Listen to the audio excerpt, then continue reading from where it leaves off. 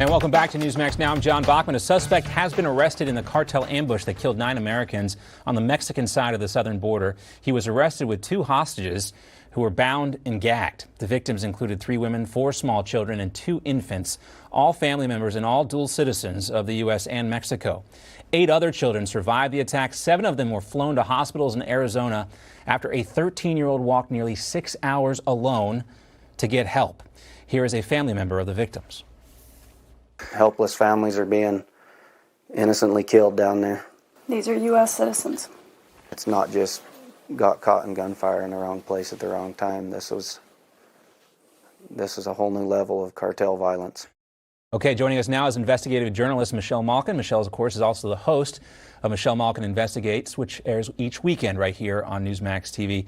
Michelle, great to see you again. Thanks for being here.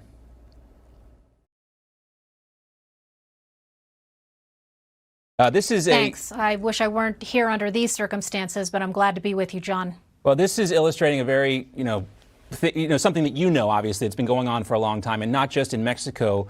These cartels have also infiltrated America, and they've been here for years. Michelle, talk to us about what you think this can do to amplify America's attention on the need for more border security and the need to seriously address these cartels south of the border and here in our own country.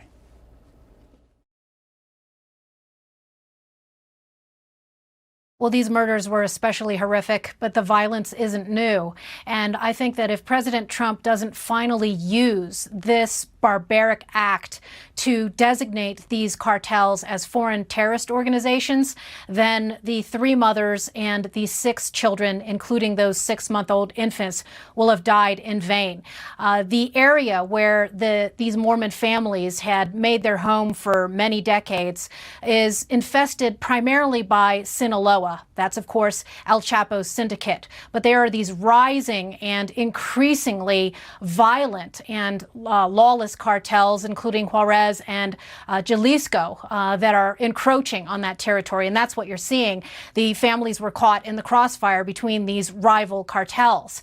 And most of these cartels, the most famous ones we know of, including Sinaloa and Zetas and the Gulf Cartel, have been designated as TCOs, transnational criminal organizations. But law enforcement and intelligence officials on our side of the border are limited in the tools that they can use to combat these cartels. In other words, it's about managing the cartels instead of eliminating them, which is what they could do if these cartels designated as FTOs, foreign terrorist organizations. And the Mexican president now, he's supported this idea of hugs, not drugs.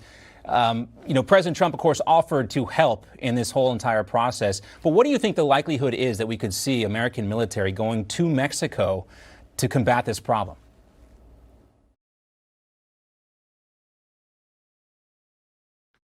Well, that's been promised, and it's been dangled as a threat over the 25-plus years that I've been covering border issues, from my time as a columnist and editorial writer at the Los Angeles Daily News, where I had received death threats from the Mexican mafia. And it's never happened because we don't have the political will to do it. And that's a shame, because as a sovereign country, America's first obligation is to defend and protect its citizens, our collective family. And the fact is that 164,000 people are smuggled across the border, hundreds of thousands actually. And of course, the drug cartel profits are upwards of $4.2 billion, as I report in Open Borders, Inc., my latest book.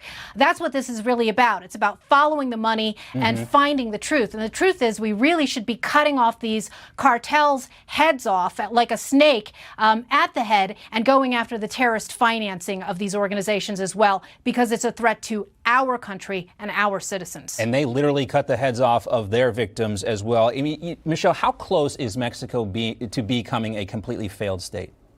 Yes. Well, it's there already, and it has been for a long time. And I guess we have been operating under some sort of diplomatic delusion that they've been able to get themselves together. But the leadership there has long been in the pockets of the drug cartels.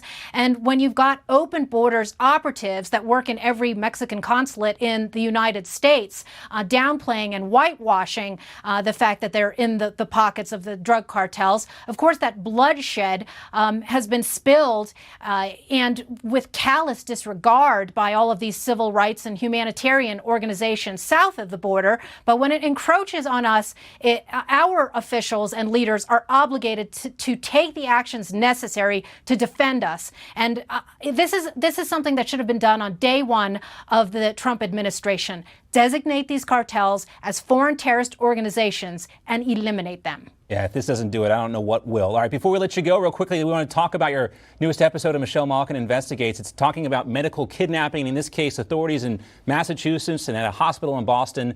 Tell us what we're going to learn this weekend.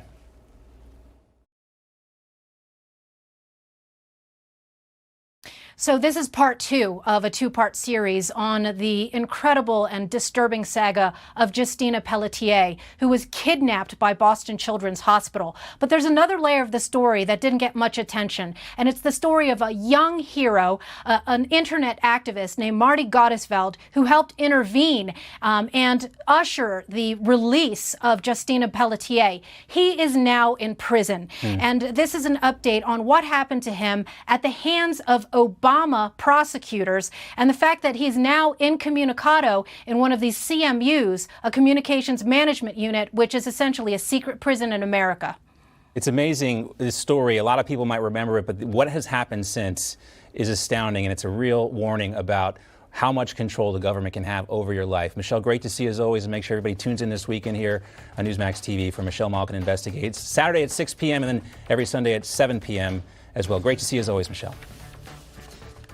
You just watched Newsmax TV, America's fastest growing news channel. Newsmax TV is now available for free on your smartphone. Just go to your iPhone or Android store and download the free Newsmax TV app. Then you can watch free TV news with an American spin anytime, anywhere in the world. Newsmax TV, real news for real people.